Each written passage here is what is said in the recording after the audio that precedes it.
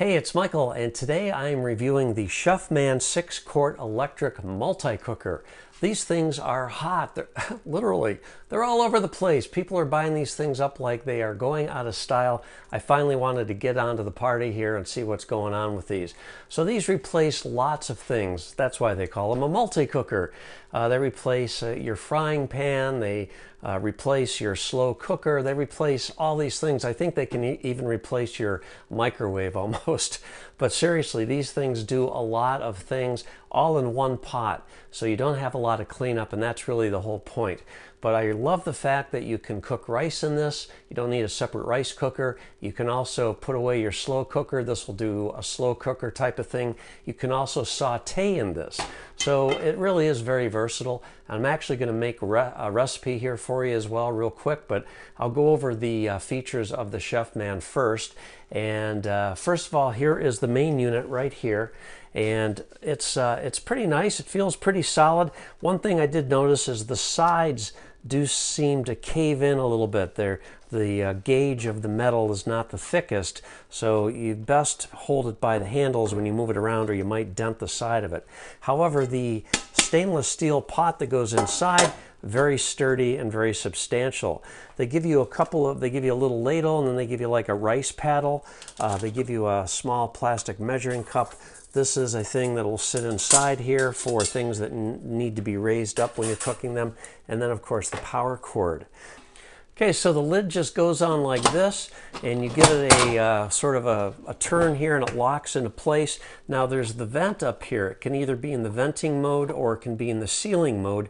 Depending on how you're going to be operating this depends on where this is going to be. But you must always pay attention to this because steam will be coming out of here. And if you have this in the sealed mode and then you put your hand over here to move it to the venting mode, you are going to scald your hand badly because steam is going to come rushing out of here very quickly.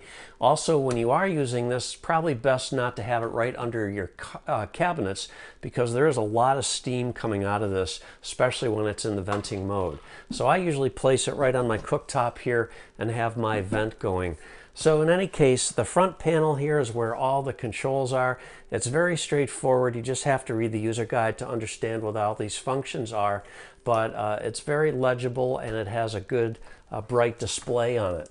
So here are all the buttons: poultry, meat and stew, bean and chili, soup and broth, rice, multigrain porridge. Over here we have pressure cook, slow cook, saute, steam, egg, cake, and yogurt. And then in the center part here, this is where you set your times and such, minus, plus, hours and minutes. This is sterilize mode, pressure level, delay, start, keep warm, and cancel. And right now it says off because I haven't actually started the multi-cooker yet.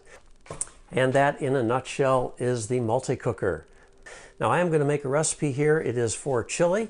So the recipe wants me to saute things in here first. So I'm going to push the saute button and I'm going to hit start. Next thing I'm going to do is put in 2 teaspoons of oil into the cooker. Oh yeah, that's 2 teaspoons for sure. All right, I've let this heat up for a few minutes, and the next thing I've got to do here is I've got to put in my garlic, my jalapenos, and my onions. And we're just going to saute those until the onions get translucent. Just take a few minutes.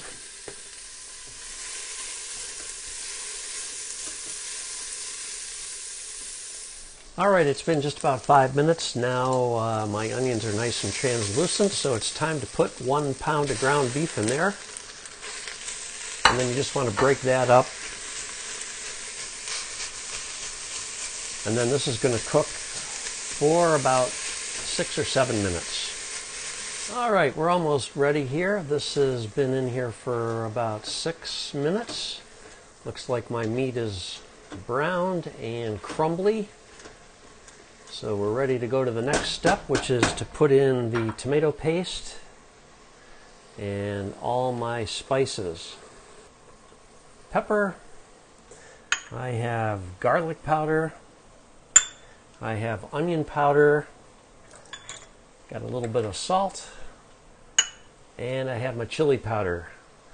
And we're just going to stir this all up and let it cook for a few minutes here. Just want to get it all blended in together.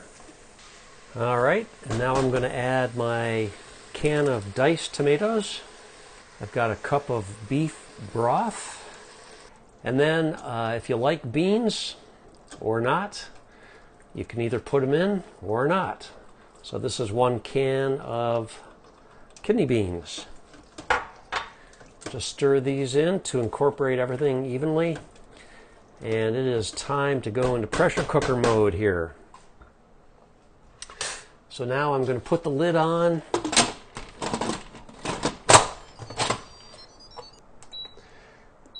Select chili, and we are going to put it in a pressure cooker mode for 20 minutes.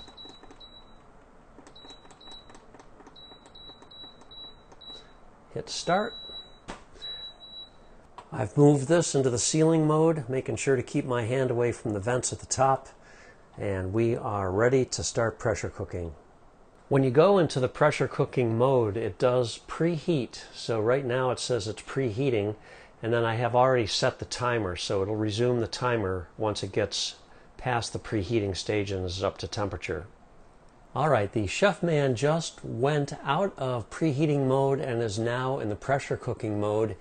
And you can see the timer here is now at 20 minutes and it's starting to count down. And in the process of preheating, there was quite a bit of steam coming out of the vent, but then there's this pops out once pressure has been reached. So that's how you know that there's pressure in here, and it also says pressure on the display as well. So this will be done in 19 minutes and we'll be right back then. All right, we're almost done. We have way less than 1 minute left, and there it goes. We get a beep that it's all over, and it's automatically gone into keep warm mode. So I can see that I still have pressure in the pressure cooker because this metal thing is still sticking up. So if I want to relieve the pressure now, I would carefully go over to the side here and move this to the venting position. And you can see it does spray, and that is hot. And so that vents off, probably takes a minute or less, and then we're ready to safely open it up.